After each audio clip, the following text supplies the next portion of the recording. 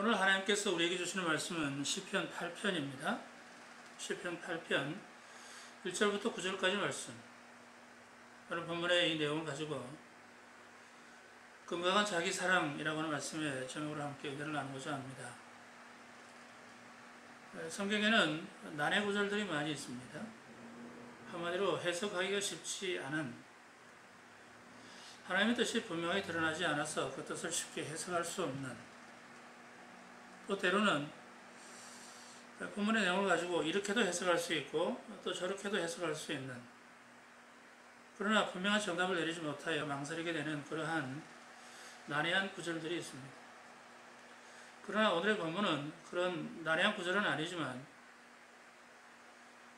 오늘 본문의 말씀을 통하여 말씀의 주제인 자기 사랑이라고 하는 제목을 생각하게 될 때에 과연 무엇이 옳은 것인가 하고 난해 구절처럼 쉽게 답을 정하지 못하게 됩니다. 오늘 본문의 제목인 자기 사랑을 요즘 흔히 사용하는 말로 하면 자기애라고 표현할 수 있겠죠.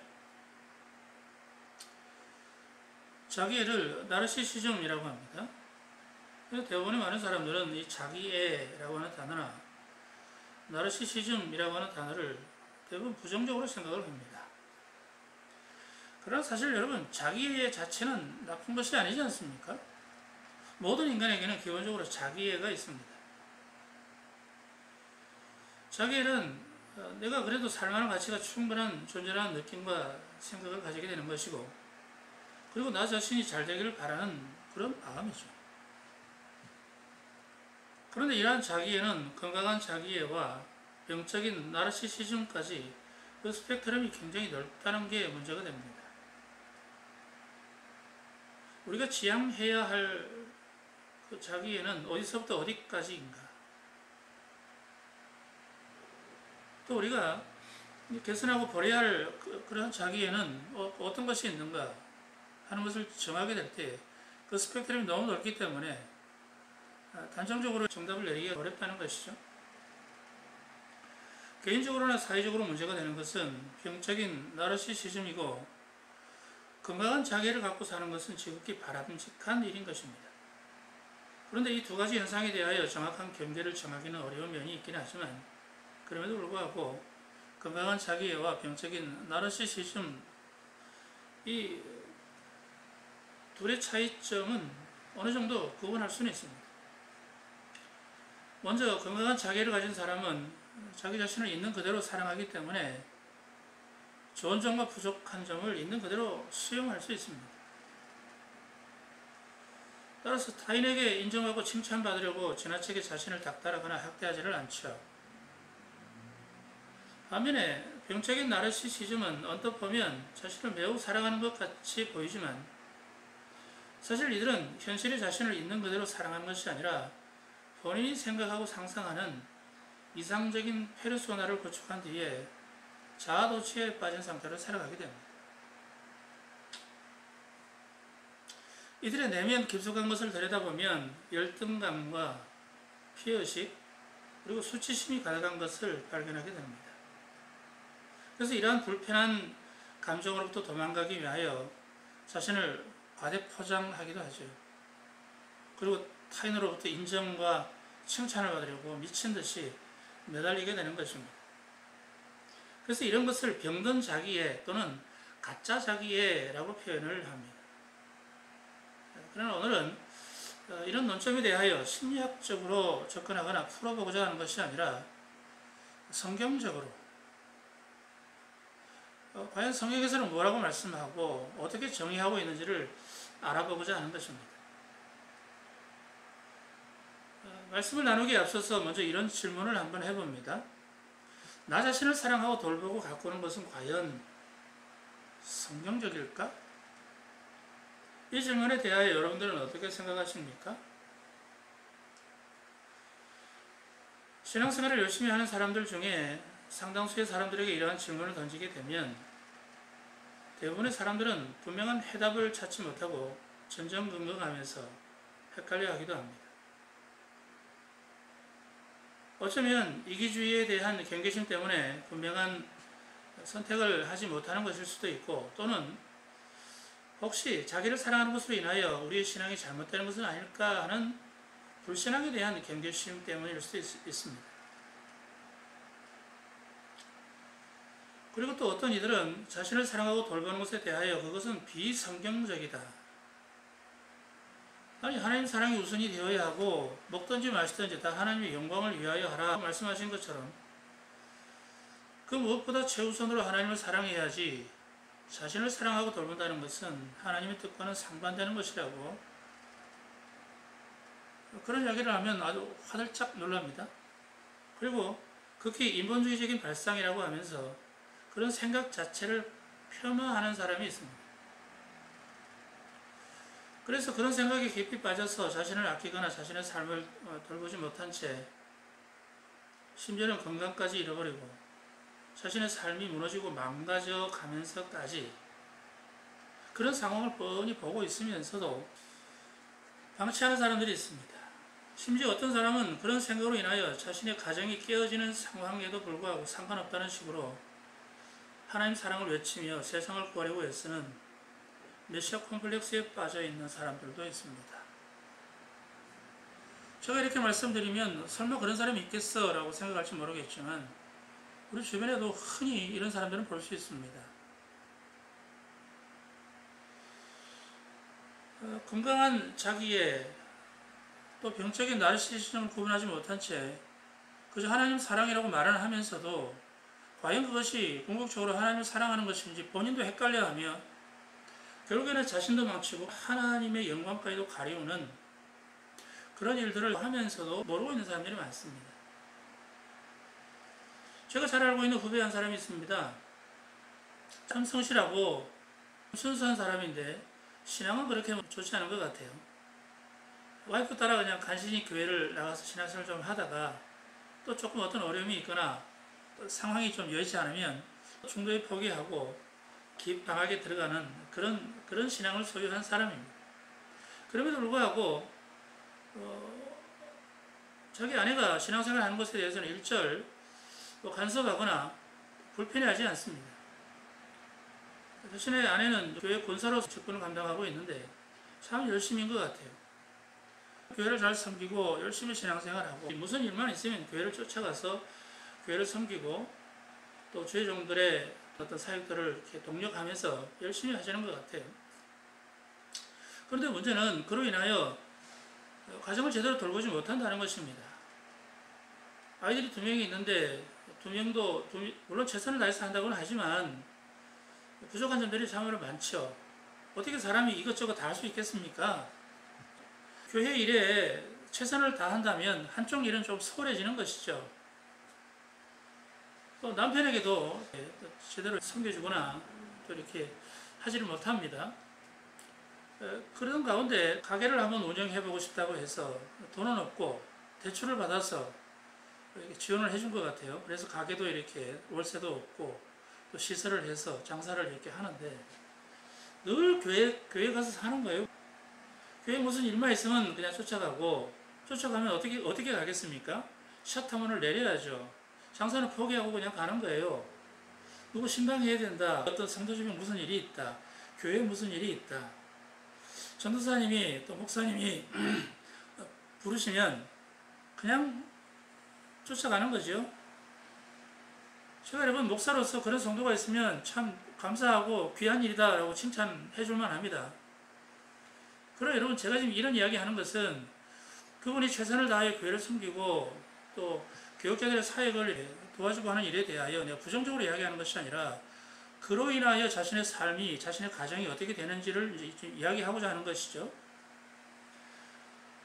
간신히 대출받아서 없는 돈 끌어당겨서 가게를 열어서 장사를 하는데 매일 문을 닫으니요 장사가 되겠습니까? 최선을 다해서 집중해도 장사가 될까 말까인데 경쟁자들이 얼마나 많습니까? 그런데 매일같이 문을 닫고 어쩌다 단골이 찾아오면 오는 날 마침 또 문이 닫혀 있죠. 그럼 그 사람이 어디 가겠어요? 기다려 주겠어요? 다른 데로 가죠. 다른 데로.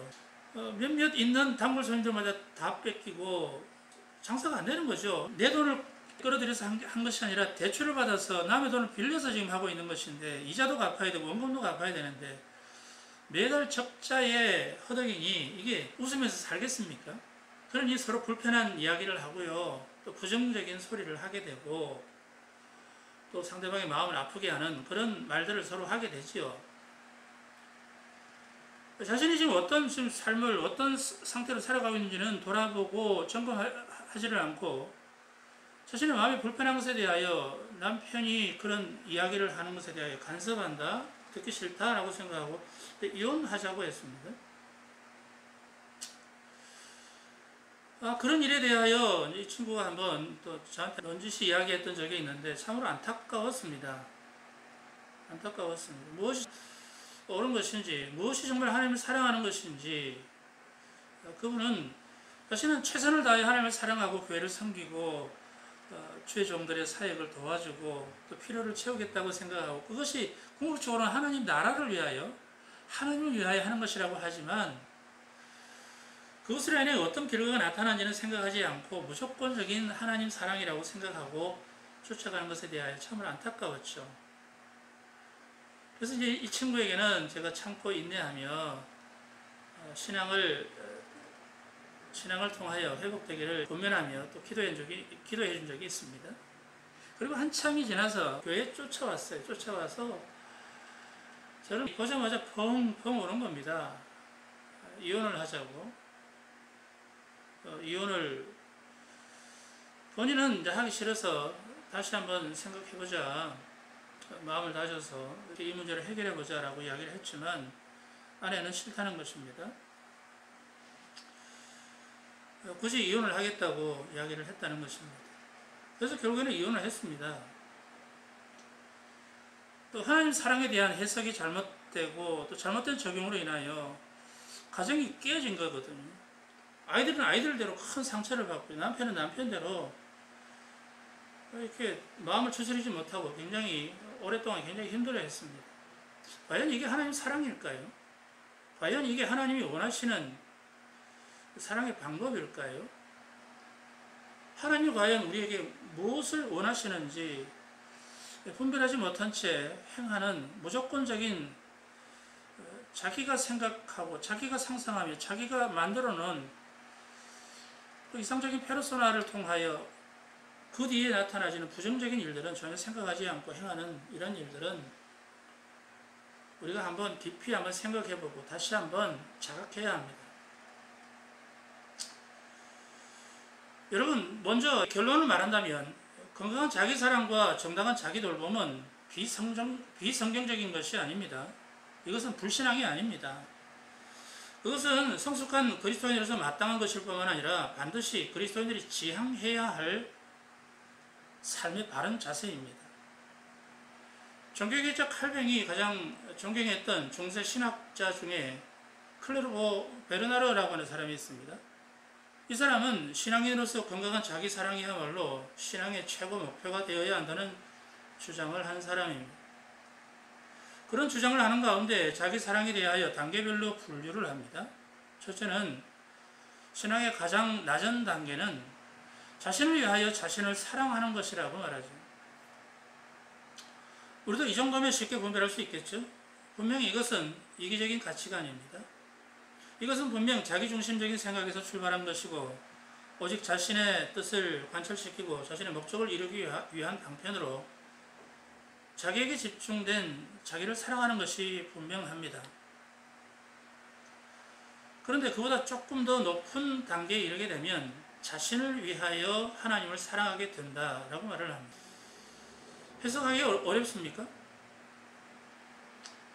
여러분, 우리 주변을 가만히 이렇게 살펴보면 신앙생활을 열심히 잘하고 있다고 자타가 인정해줄 만한 사람을 이렇게 쉽게 발견할 수 있습니다. 그런데 이런 사람들 중에 어떤 이들은 언제나 남이 나를 알아주고 칭찬해주기를 원하고 그러면서 스스로를 자랑하고 자신만을 소중하게 여기는 사람을 볼 수 있습니다. 그런데 이런 사람은 자산이라고 여기는 그 무엇인가에 조금이라도 흠집이 나면 태도가 돌변합니다. 숨겨져 있었던 비인격적인 모습을 쉽게 드러내거나 신앙이 무너지고 변질되는 모습까지 볼 수 있죠. 자신의 인격에 대하여, 자신의 신앙에 대하여 자기 스스로가 가장 소중한 가치로 여기고 이것으로 인해 내 인격과 내 자존감과 내 모든 삶의 모든 모습들이 타인으로부터 인정받고 존중받을 수 있다고 생각한 것에 대하여 다른 사람들로부터 지적을 받게 되면 금방 태도가 확 바뀌면서 평소에 전혀 보지 못했던 비인격적인 모습, 어떻게 사람이 저럴 수가 있지? 저 사람 저런 사람이 아닌데? 그런 거 있잖아요. 그죠? 평소에는 정말 점잖고 신앙생활 정말 열심히 잘하고, 그죠? 교회에서도 정말 성품도 참 좋고 인격도 참 좋다고 늘 칭찬받았던 사람인데 어떤 자그마한 어떤 문제 때문에, 그죠? 사람이 확 돌변하는 그런 모습들, 그래서 신앙이 무너지고 변질되는 모습을 볼 수 있습니다. 그게 자신을 위하여 하나님을 사랑하게 되는 사람들의 유형입니다. 그리고 마지막 최고의 단계는 하나님을 위하여 하나님을 사랑하는 높은 수준으로 성장하게 된다고 말합니다. 그래서 결국 그리스도인으로서 가장 높은 신앙의 경지는 하나님을 위하여 자신을 사랑하는 삶이라는 것이죠. 고린도전서 10장 31절에서 말씀합니다. 먹든지 마시든지 다 하나님의 영광을 위하여 하라. 그렇습니다. 먹고 마시고 즐기며 돈을 벌고 내가 사회생활을 하는 것조차도 하나님의 영광을 위한 목적으로 하는 것. 내가 사회생활을 하고 직장에 다니고 내가 사업을 하는 이 모든 것들이 물론 내가 잘 되기 위해서 하는 것이지만 결국에는 궁극적으로 이 일들을 통하여 하나님께 영광이 되는 그런 인생의 목적으로 살아간다는 것. 그러니까 하나님을 사랑하는 것으로 출발해서 더욱 사랑하기 위하여 그 일들을 하는 것이 되어야 하는 것. 그게 최고의 단계라는 것이죠. 청교도 신학자 리처드 십스라고 하는 사람도 이와 비슷한 생각을 하며 이런 말을 했습니다. 대부분의 그리스도인들은 처음에는 자신을 위하여 하나님을 사랑하는 것으로 시작을 하지만 그러나 결국에는 하나님을 위하여 자신을 사랑하는 것으로 끝을 맺게 된다. 그래서 결국 그의 끝과 하나님의 끝이 하나가 되는 것, 그것이 바로 신앙의 종착지이다 라고 하는 멋진 말을 남기기도 했습니다. 정말 그렇게 되었으면 좋겠습니다. 저와 여러분 우리 모두가 다 그렇게 되기를 주님의 이름으로 축원합니다. 하나님이 지으신 나, 하나님의 자녀인 나라고 하는 존재는 우연히 태어난 존재가 아닙니다. 부모님들의 실수로 내가 태어난 것도 아니고 그리고 재수 없이 태어난 그런 무가치한 존재가 아닙니다. 비록 모든 인류가 아담 이후로 죄로 인한 타락의 본성을 가지고 이 땅에 존재하게 되었지만 그럼에도 성경은 그런 모든 인간에 대하여 그 어떤 모습이라 할지라도 하나님의 형상으로 창조된 거룩한 존재라고 말씀합니다. 지난날에 나는 그리스도를 만나기 그 이전에 나는 죄의 허물로 인하여 하나님의 형상을 잃어버렸고 하나님과의 관계가 끊어져서 영원한 멸망에 처하게 된 존재였지만 그러나 그리스도의 보혈로 인하여 죄 사함 받아 하나님의 자녀가 되지 않았습니까? 그래서 이러한 존재적 가치에 대하여 고린도후서 5장 17절에서는 말씀합니다. 그런즉 누구든지 그리스도 예수 안에 있으면 새로운 피조물이라 이전 것은 다 지나갔다 보라 새 것이 되었노라 라고 말씀합니다. 그래서 하나님께서는 당신의 아들의 피로 값주고 사셔서 우리를 당신의 자녀로 삼아주셨기 때문에 그리스도로 말미암아 구원받은 그 생명 안에 하나님의 사랑이 나타나기 때문에 우리를 존귀하게 여겨주시는 것입니다. 여러분 우스운 말 같지만 여러분 내 자식이 태어났는데 그놈을 볼 때마다 신기한 것이 있지 않습니까? 그 모습을 볼 때마다 내 모습이 보이는 거예요. 그래서 이뻐서 물고 빨고 하는 거거든요. 고슴도치도 지 새끼는 이쁘다 그러잖아요. 고슴도치가 뭐가 이뻐요.